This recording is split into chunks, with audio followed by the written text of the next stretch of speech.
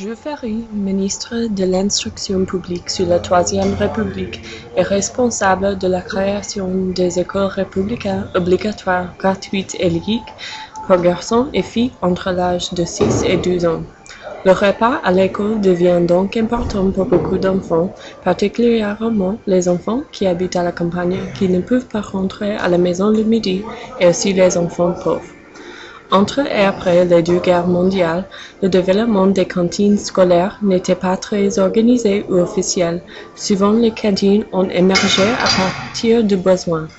Les années 1970 ont montré beaucoup de progrès grâce, pour la plupart, à des parents activistes. En 1980, les communes ont pris la responsabilité des cantines scolaires et la nutrition est devenue une priorité. En France, les chiffres d'obésité sont beaucoup moins grands qu'aux États-Unis. Il y a 5% des jeunes obèses de 0 à 16 ans en France. Aux États-Unis, en 2008, le nombre d'enfants obèses entre 6 et 19 ans approchait des 20%.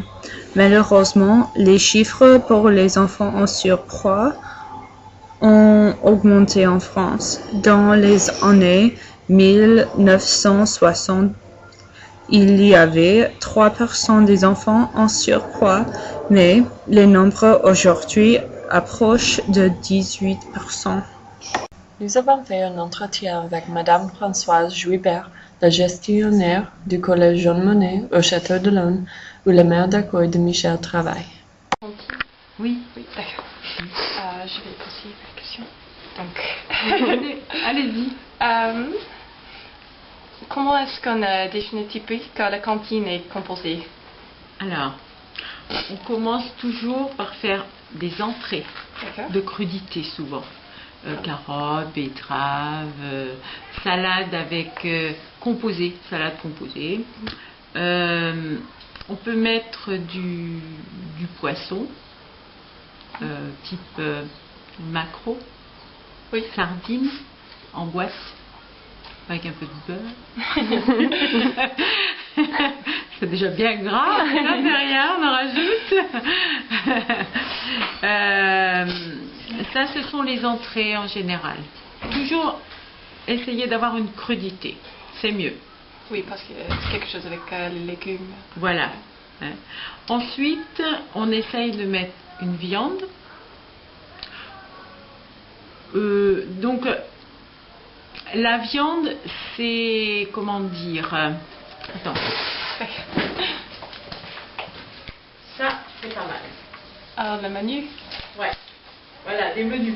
Je peux vous en donner si vous voulez. Ça vous permet de regarder un petit peu. Hein. Je peux vous donner des menus, vous faire voir un peu ce qu'on fait nous.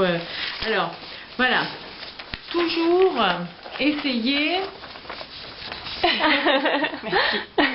Parfait. C'est bon? Oui, c'est bon. Toujours essayer d'avoir plusieurs entrées, plusieurs crudités. Melon, salade aux œufs durs, là c'est rôti de porc froid, mayonnaise, pamplemousse, salade de pommes de terre au lardon, pastèque, toujours de la salade verte. Quel que soit ce qu'on mange, toujours en plus. Parce que si on n'aime pas l'entrée, on peut toujours avoir un petit peu de salade verte. C'est bien ça. Deux viandes au choix. On choisit soit la dinde, soit le poulet, cuisiner toujours un petit peu différemment. Là, ce jour-là, on avait par exemple du saumon bio, beurre citronné ou bien des moules frites. On choisit, on prend si on aime, si on n'aime pas. C'est mieux de laisser le choix, parce que quelqu'un qui choisit va manger. Oui, c'est vrai. Voilà, parce que si on ne laisse pas le choix, la personne s'est imposée, elle ne mangera pas. Hein? Sauté de bœuf ou filet de dinde.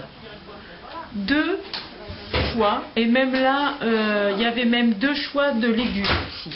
Alors, parfois on fait 2 choix de légumes, parfois on ne peut pas. on essaye toujours d'avoir un légume vert cuit avec des pâtes ou du riz ou de la semoule. C'est très varié, mais nous les Français on aime bien manger. Et ensuite, alors quand même, oui, parce que... après il y a le dessert. Pas de repas sans dessert. Fromage et fruits.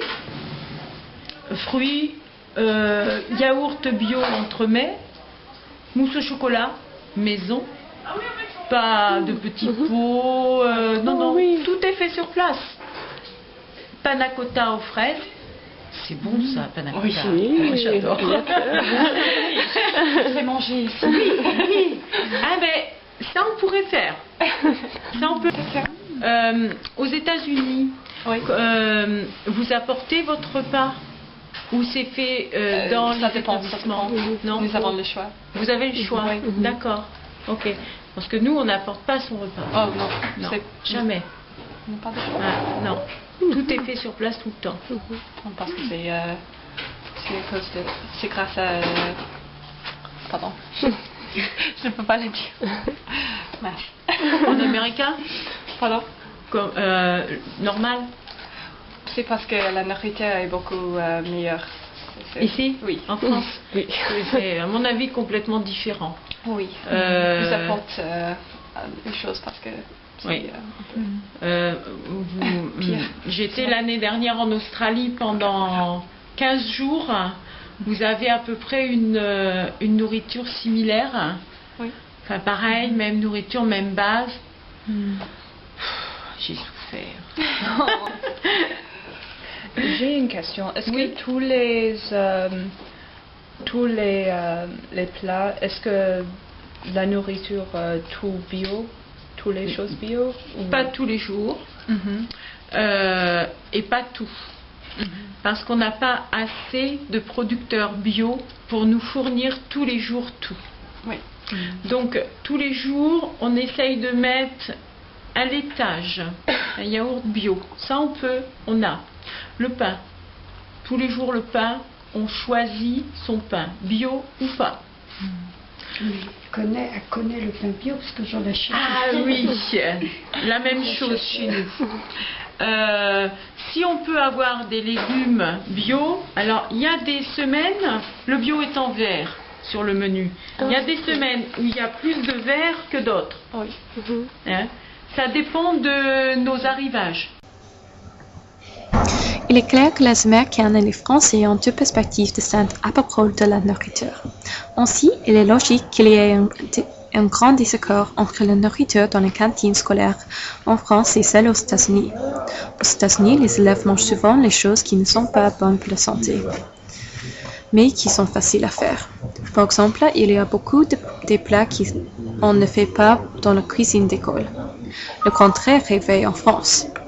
Les élèves français ne mangent pas souvent de produits fabriqués en série. Ils ont aussi plus de temps pour déjeuner. C'est peut-être grâce à la longueur du déjeuner et à la qualité de la nourriture. Les élèves français réussissent mieux que les élèves américains dans la salle de classe.